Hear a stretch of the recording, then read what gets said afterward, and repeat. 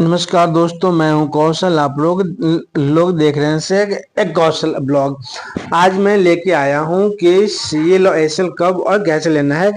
मतलब सीएल और एसएल लेने का जो नियम है वह बदल गया है। जिला कार्यक्रम पदाधिकारी गोपालगंज के द्वारा पत्र जारी कर कार्यालय आदेश जारी किया गया है कि और यह आदेश स्पष्ट रूप से यह आदेश जारी किया गया है किसके लिए कि प्रधानाध्यापक प्रधान शिक्षकों द्वारा विद्यालय में कार्यरत शिक्षकों में से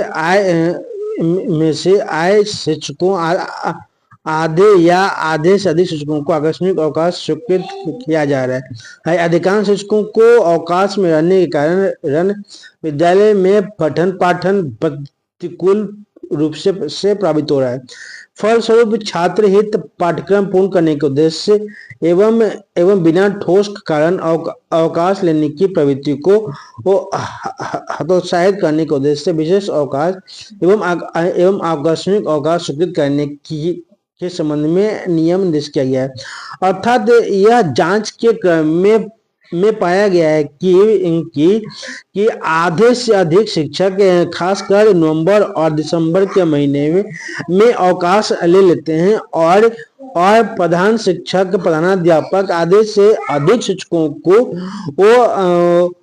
अवकाश प्रदान करते हैं, अवकाश की स्वीकृति देते हैं, जिससे से बच्चों के पठन पाठन विद्यालय पर प्रतिकूल प्रभाव पड़ता है, माहौल पर प्रतिकूल प्रभाव पड़ता है जिसका माहौल खराब होता है।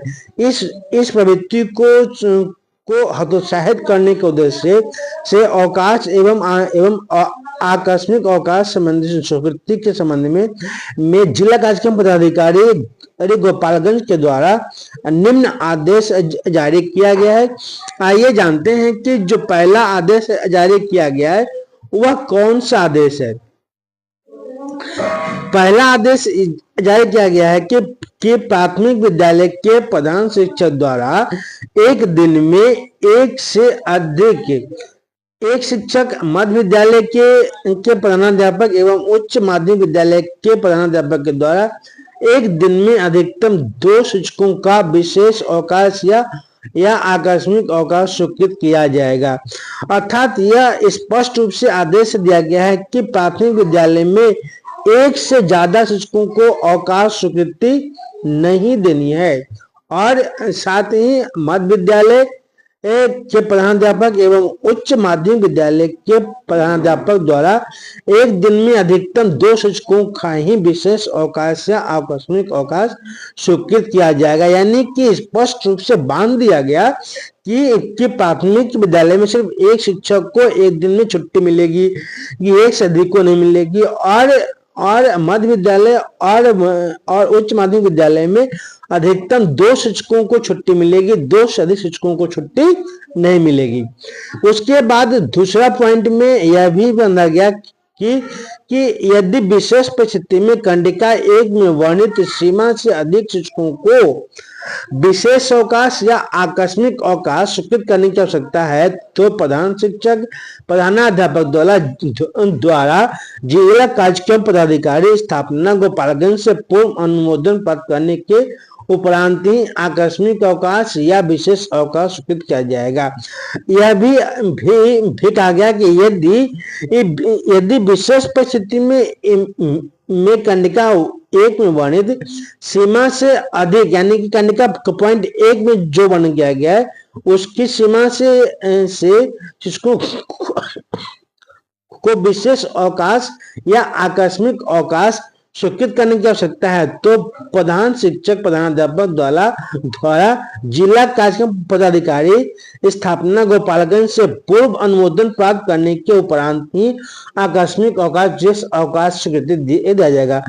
अर्थात जिला कार्यक्रम पदाधिकारी मतलब सीमा से ज्यादा छुट्टी देने की स्थिति में प्रधान शिक्षक या प्रधानाध्यापक को जिला कार्यक्रम पदाधिकारी एक गोपालगंज से स्वीकृति एक दिन पहले स्वीकृति अनुमोदन लेना पड़ेगा, तभी वे छुट्टी स्वीकृत कर सकते हैं। अगला पॉइंट है कि सामान्य परिस्थिति में बिना अवकाश स्वीकृत कराए बिहार व संहिता में यथा नियमित किसी भी अवकाश में प्रस्थान नहीं किया जाएगा। सामान्य जो परिस्थिति है उसमें बिना अवकाश स्वीकृत कराए, मतलब जो अवकाश आप लेने जा रहे हैं उसकी जब तक स्वीकृति नहीं हो जाती है तब तक किसी भी स्थिति में आप अवकाश पर प्रस्थान नहीं कर सकते हैं। मतलब आपकी अवकाश स्वीकृति के बाद ही आप अवकाश पर जा सकते हैं। विशेष आकस्मिक परिस्थितियों में सक्षम प्राधिकार को व्यक्तिगत दूरभाष एवं व्हाट्सएप पर आकस्मिकता से अवगत कराकर ही अवकाश पर प्रस्थान किया जाएगा।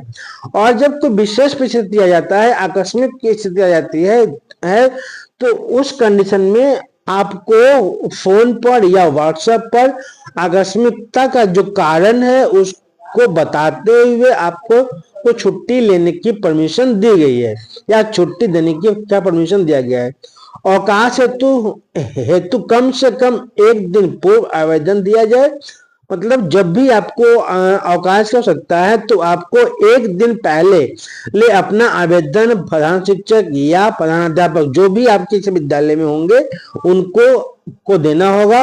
अवकाश एवं प्रस्थान के पूर्व अवकाश की स्वीकृति और स्वीकृति की सूचना अप्राप्त रहने पर लिखित आवेदन में अवगत कराते हुए अवकाश पर प्रस्थान किया जाए।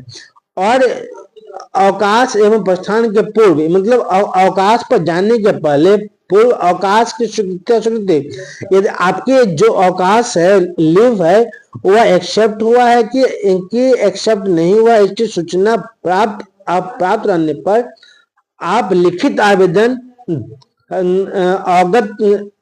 आवेदन देकर अवगत करते हुए अवकाश पर प्रस्थान किया जा सकता है। मतलब अस्वीकृति या स्वीकृत होने पर लिखित आवेदन दे करके आप उससे अवगत करा करके आप अवकाश पर जा सकते हैं। अगला है कि किसी प्रधानाध्यापक प्रधान शिक्षक द्वारा जिला कार्यक्रम पदाधिकारी स्थापना के पूर्व अनुमोदन के उपरांत ही क्षतिपूर्ति अवकाश किया जाएगा। अगला मतलब कंडिका 6 कहता है कि किसी प्रधानाध्यापक या प्रधान शिक्षक द्वारा जिला कार्यक्रम पदाधिकारी के पूर्ण अनुमोदन के उपरांत ही क्षतिपूर्ति अवकाश स्वीकृत किया जाएगा। जब तक जिला कार्यक्रम पदाधिकारी का अनुमोदन प्राप्त नहीं होगा तो क्षतिपूर्ति अवकाश दे नहीं होगा। अगला 5वां कंडिका कहता है कि विशेष आकस्मिक अवकाश की छुट्टी सार्वजनिक अवकाश, आकस्मिक अवकाश एवं रविवार को मिलाकर लगातार 12 दिनों तक एक साथ प्रदान किया जा सकता है। स्थानीय निकाय के शिक्षकों को लगातार 10 दिनों तक एक साथ अवकाश प्रदान किया जा सकता है। अर्थात विशेष आकस्मिक अवकाश की छुट्टी या अवकाश की छुट्टी, इस सार्वजनिक छुट्टी एवं रविवार को मिलाकर लगातार 12 दिनों तक एक साथ प्रदान किया जा सकता है। मतलब कि ग्रीष्म अवकाशकालीन और गर्मी के मतलब सीएल या विशेष अवकाश, इन सबको मिलाकर के 12 दिन से ज्यादा की छुट्टी नहीं होनी चाहिए। तो ग्रीष्म अवकाश की छुट्टी के बाद आपको तुरंत बाद छुट्टी नहीं मिल सकता। तो दशहरे की छुट्टी के बाद तुरंत आपको छुट्टी नहीं मिल सकता क्योंकि आपकी छुट्टी 12 दिन से ऊपर हो जाती है। तो 10 दिन तक। अच्छा, फिर कहा है क्या कि स्थानीय निकाय के शिक्षकों को लगातार 10 दिनों तक अवकाश प्रदान किया जाएगा। अगला क्या कहता है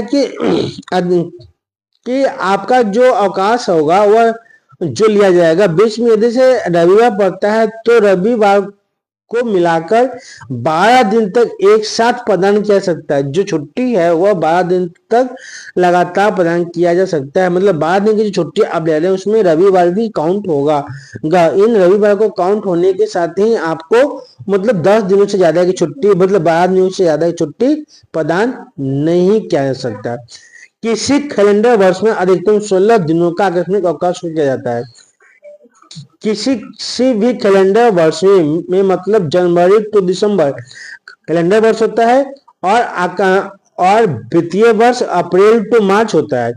तो किसी कैलेंडर वर्ष में अधिकतम 16 दिनों का आकस्मिक अवकाश किया जा सकता है। वर्ष के दूसरे में नियुक्त व्यक्ति को आकस्मिक अवकाश उस वर्ष जितने महीने वह नियोजित रहा हो उनकी संख्या के अनुपात में देनी चाहिए। महीने का अंश अंश दुगना नहीं समझना चाहिए। अर्थात अगर दूसरे जगह नियुक्ति किसी व्यक्ति को मिलता है तो वर्ष के महीनों में नियुक्त व्यक्ति को आकस्मिक अवकाश वर्ष में जितने महीने हैं उसके हिसाब से जोड़कर उनके अनुपात में सीएल या के अवकाश की स्वीकृति दी जाती है। अगला कहता है 8वां कनिका कि आकस्मिक अवकाश की छुट्टी, सार्वजनिक अवकाश, विशेष अवकाश एवं रविवार की अवकाश को मिलाकर 12 दिन तक एक साथ प्रदान किया जा सकता है। आकस्मिक अवकाश की जो छुट्टी है वह सार्वजनिक अवकाश, विशेष अवकाश एवं रविवार की अवकाश को मिलाकर लगातार 12 दिनों तक एक साथ प्रदान किया जा सकता है। स्थानीय निकाय के जो शिक्षक हैं यानी कि अनियोजित शिक्षक, उनको केवल 10 दिन तक एक साथ छुट्टी अनुमन्य होगा। आकस्मिक अवकाश के भीतर पहले वाले रविवार एवं सार्वजनिक अवकाश आकस्मिक अवकाश के अंश में नहीं माने जाएंगे। जो आकस्मिक अवकाश के भीतर पहले वाले रविवार आएंगे और सार्वजनिक अवकाश आएंगे वह आकस्मिक अवकाश में काउंट नहीं जाएंगे। मान लीजिए एक सप्ताह मतलब सैटरडे टू सैटरडे आपने छुट्टी लिया तो बीच में जब संडे पड़ा तो वह जो संडे होगा वह आपके सीएल में काउंट नहीं होगा। फिर कनिका 10 कहता है कि प्रधान शिक्षक प्रधानाध्यापक द्वारा आकस्मिक अवकाश फंजी का संधारण किया जाएगा। प्रत्येक शिक्षक हेतु अलग अलग आकस्मिक अवकाश लेखा संधारण किया जाएगा। खंडिका 10 कहता है कि प्रधान शिक्षक या प्रधान अध्यापक द्वारा आकस्मिक अवकाश पंजी का संधारण किया जाएगा। जो सीएल पंजी होता है उसका संधारण किया जाएगा। प्रत्येक शिक्षक हेतु अलग अलग आकस्मिक अवकाश का लेखा संधारण किया जाएगा। हर शिक्षक के लिए अलग अलग जो सीएल पंजी होगा उसका संधारण किया जाएगा, मतलब उसमें अलग अलग नाम से उसका संधारण किया जाएगा। अगला खंडिका 11 कहता है कि विशेष आकस्मिक अवकाश की स्वीकृति को आकस्मिक अवकाश की स्वीकृति में प्राथमिकता दी जाएगी। विशेष आकस्मिक अवकाश की स्वीकृति को आकस्मिक अवकाश की स्वीकृति में पर प्राथमिकता उसको दी जा सकती है, मतलब विशेष परिस्थिति में उसको प्राथमिकता दे सकती है। आकस्मिक अवकाश को विश्राम अवकाश, ग्रीष्म अवकाश, शीतकालीन अवकाश, शीतकालीन अवकाश के साथ मिलाकर प्रदान नहीं किया जा सकता। जो आपका आकस्मिक, फिर खंडिका 12 ये भी कहता है कि जो आकस्मिक अवकाश है उसको आपको ग्रीष्म अवकाश शीतकालीन अवकाश के साथ मिलाकर के नहीं दिया जा सकता। जो शीतकालीन अवकाश 10 दिन का होता है, फिर ग्रीष्म अवकाश होता है, दुर्गा पूजा का अवकाश होता है, दिवाली का अवकाश होता है, तो इनके साथ मिलाकर आकस्मिक अवकाश आपको नहीं दिया जा सकता है। तो इस प्रकार आपने देखा कि जो आकस्मिक अवकाश और एसएल लेने का जो प्रावधान है वह जिला कार्यक्रम पदाधिकारी गोपालगंज के द्वारा उसको बहुत अच्छे ढंग से परिभाषित किया गया है और सही ढंग से उसको प्रस्तुत किया गया है। आप सबों को यह वीडियो अच्छा लगा हो लाभप्रद लगा हो तो लाइक कीजिएगा, एक प्यारा सा कमेंट कीजिएगा और आप हमारा वीडियो यदि फेसबुक पर देख रहे हैं तो पेज को फॉलो कर लीजिएगा और यदि आप यूट्यूब पर देख रहे हैं तो चैनल को सब्सक्राइब कर लीजिएगा। चलिए, जय हिंद, जय भारत।